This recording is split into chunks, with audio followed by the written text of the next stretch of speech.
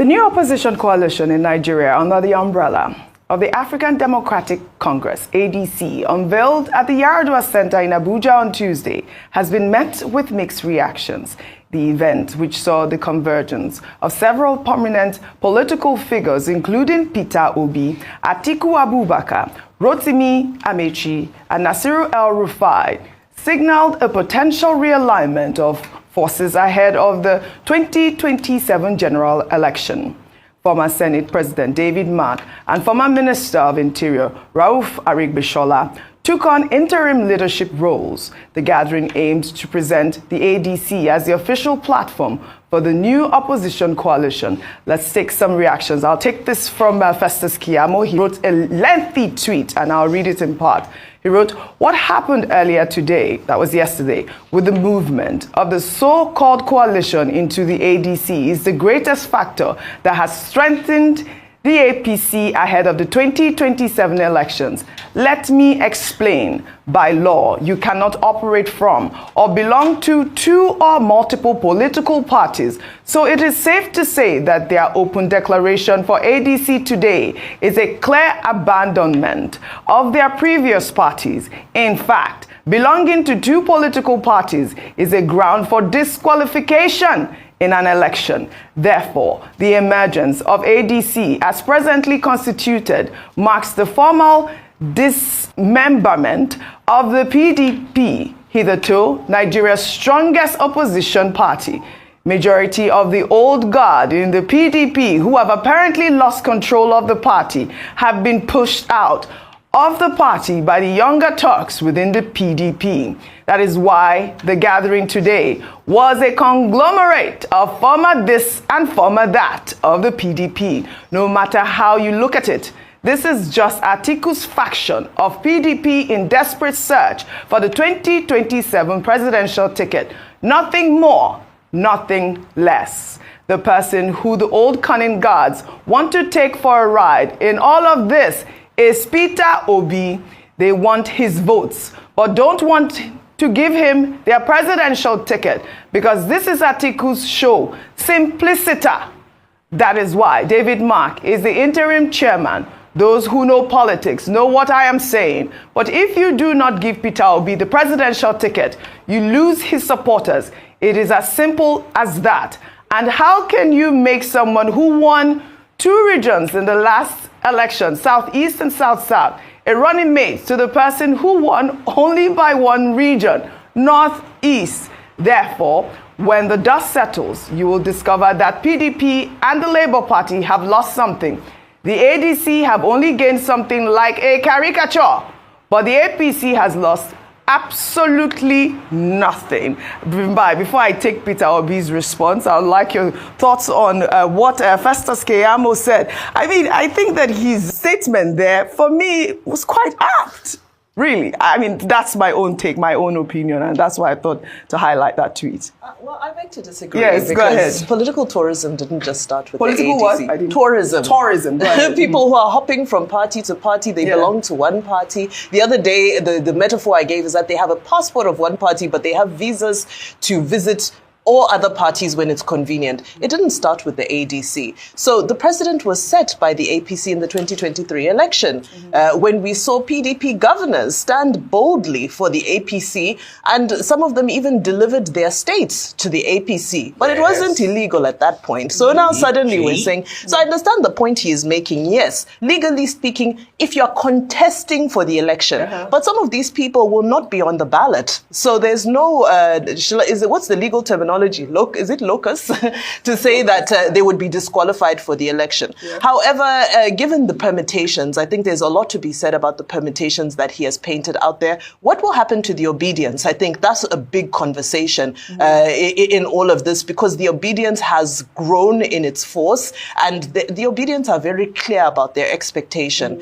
And we're still seeing the lingering ambition of Atiku Abubakar. And I think the real test of this coalition is going to to be when it comes time to determine who is going to be the flag bearer. That's when we will see how much cohesion and love and kumbaya in spirits of one there really exists within the coalition. Dr. Abati, did you want to chime in on Professor Keyamo's comment? Then I take Peter Obi's. It's just basic common sense. Yes. You cannot belong to two political parties.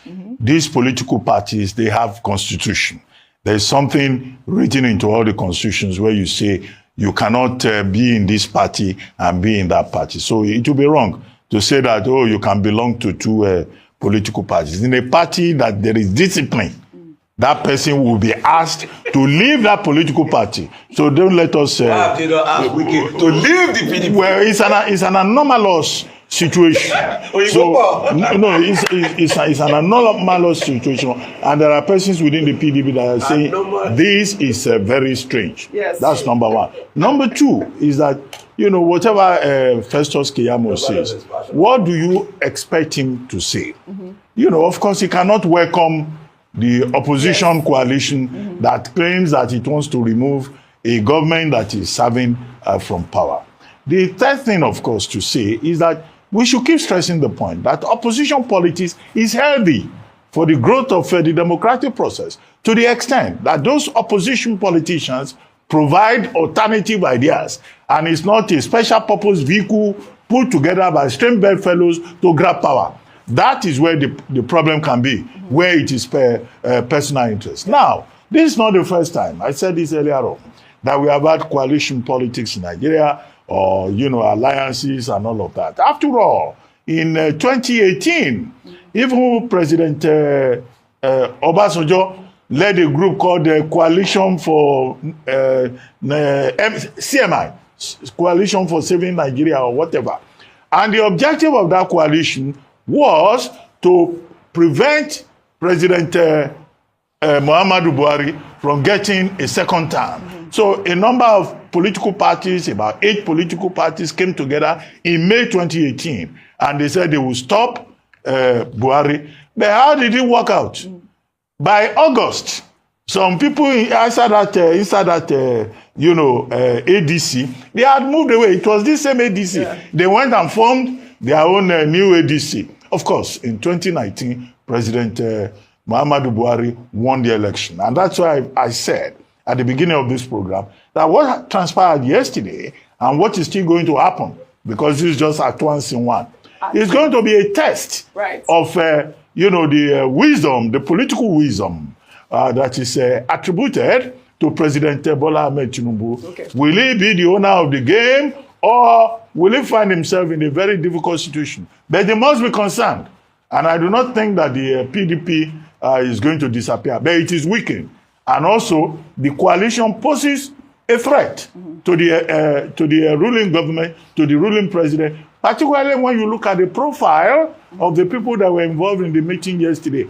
And more persons will still join. Yes. So the game is on. Okay. And, we keep watching, we keep seeing it, but the power of incumbency, they work in President Tinubu's favor. But what he must not do is to try and close the door against democracy. All right, we're not done, Rufai. The game is on. Let me take reactions. There are more reactions from this. This is Peter Obi's post on X yesterday. He wrote, yesterday, the coalition members formally adopted the African Democratic Congress, ADC, for the 2027 Nigeria general election, with distinguished Senator David Mark serving as the national chairman and His Excellency Ogbeni Rauf Aregbesola serving as the national secretary. Our commitment is to sacrifice and work together towards the 2027 general election, ensuring that Nigeria gets a competent, capable, and compassionate leadership that will prioritize the nation's future by putting the welfare of Nigerians first.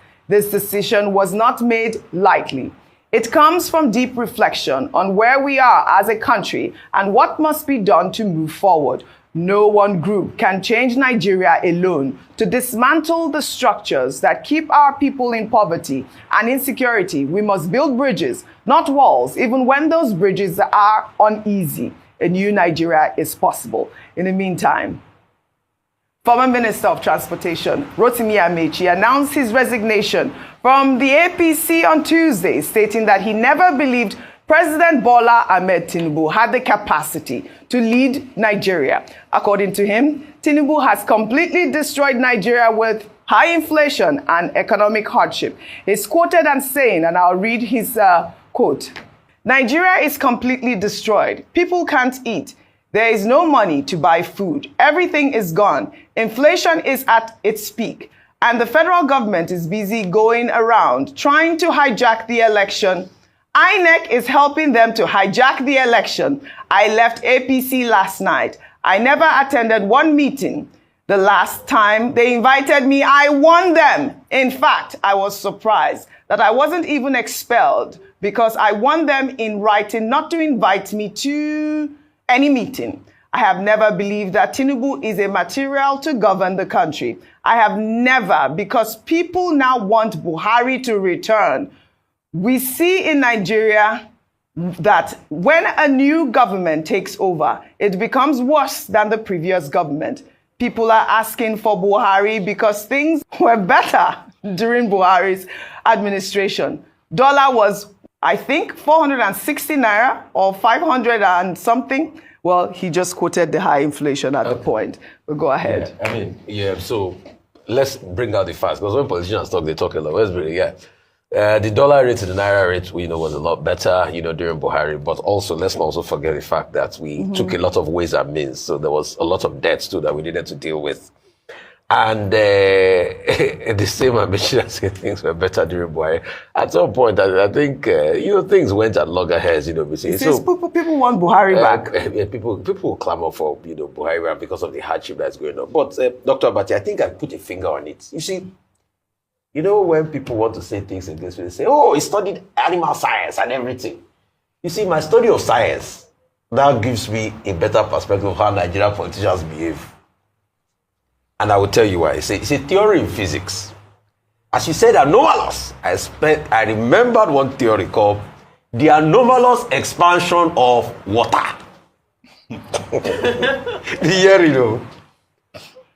Water has a unique behavior.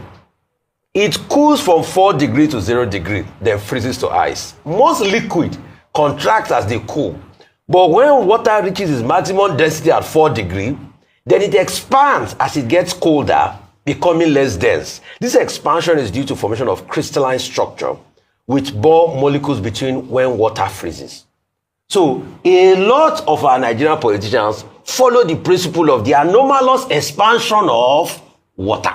That's principle number 1. Principle number 2 is mercury. Have you ever wondered why when somebody changes, they call him mercurial? I will tell you based on my science training. It's coming to good news today. Mercury is a metallic element, but it is liquid when it's at standard temperature and pressure. Standard temperature and pressure, room temperature is about 25 degrees centigrade. It is known as quicksilver. So, for all the politicians that are here and are there, you will know that they are mercurial in relation. So that's the answer to your question about how Wike can be a member of the PDP and serve with the APC government and because of katakata in the PDP. So Rufai, we're going to continue on the conversation. Politics, yes, not science. That's the explanation. Not chemistry. Science explains politics. Science explains politics. Yes. That's what you think. Okay. Okay. There's something called social science. Yes. And social science is about human beings, but it's not science qua science, either in physics or in my main point is that political parties, they represent aggregations of interests of persons who have a similar objective and who have agreed to come together. And that's why they are governed by constitution. That's why INEC talks about internal democracy. And that's why I say it's a strange and unusual situation whereby you will be in this party, you will also be in that party. If you want to be a toad, be a toad. If you want to be a fish, really, be a fish. Yes. So this amphibious behavior that we're trying to legitimize in Nigerian politics is unacceptable. Correct. It's a devaluation, of the standard that we have seen elsewhere. So we should not justify it. I know Rufai is talking about how people behave. What is not normal in other parts of the world has become the new normal in Nigeria. The new normal. That's how to put it in political science. This is it. But more on this coalition. I just want to wrap up on the coalition. Former Attorney General of the Federation, Abubakar Malami, has also dumped the APC for the ADC. Malami announced his resignation on Tuesday, citing wide consultations and deep personal reflection. He described the ADC as the preferred party for a coalition dedicated to saving Nigeria from its current struggles. He also expressed deep concern over the nation's state, lamenting widespread insecurity, particularly in the north, and a crumbling economy. Malami criticized the government for prioritizing politics over citizens' safety and focusing on propaganda instead of solutions, adding that he could no longer be part of a system that remained silent while Nigerians suffered. Of course, Bimba, you know that this will garner a lot of reaction. This is just ordinary 2 years ago. You were Attorney General of the Federation. Let me take this tweet from Dari, who wrote, Malami, the same man accused of looting over 800 billion naira while in office is now preaching about justice and national renewal. Spare us the drama. If he loved Nigeria so much, maybe he should have explained what happened to those missing funds first. This is nothing but a desperate rebrand by politicians who see they've lost relevance in APC. Nigerians aren't fooled. You can't wash away years of questionable deals with sweet speeches. Do you agree with this one tweet now, Vimbai, on this comment? Let's just wrap up these conversations because this is it. It reinforces the chemistry and the physics of the mercurialism and the anomalous. Expansion of water. You know, that at the end of the day, it's about, you know, what is good for me. Yes. And I just hope that when all is said and done, the people's votes will count. Yes. And let the people stand for their votes. There's not enough being said about electoral reform. Yes. And that's the most unfortunate thing, is that as we're all now, you know, taken captive by these political developments, as exciting as they may be, the concern is that the real tangible things that need to be done for 2027 to be the people's real and final vote are still pending. So, you know, human beings will always be human beings. We're all opportunistic by nature. If you see somewhere where you think you might serve your interests in one form or another, many people are likely to jump ship. And it was Malam Abdullahi earlier who was saying that, well, do you want us to manufacture new politicians? These are the politicians that exist, so we have to work with what we have. All right. Or maybe also a call for new people to get involved in politics, to get excited in politics. Even people from the private sector to take an interest as well. Let's also see some fresh faces. You can't force them. These politicians also, they're working with what they have. So, all right. In fact, people like you, as a Nigerian wife, get involved in Nigerian politics. To get involved. Well, I'll see whether we will not withdraw your SEPA.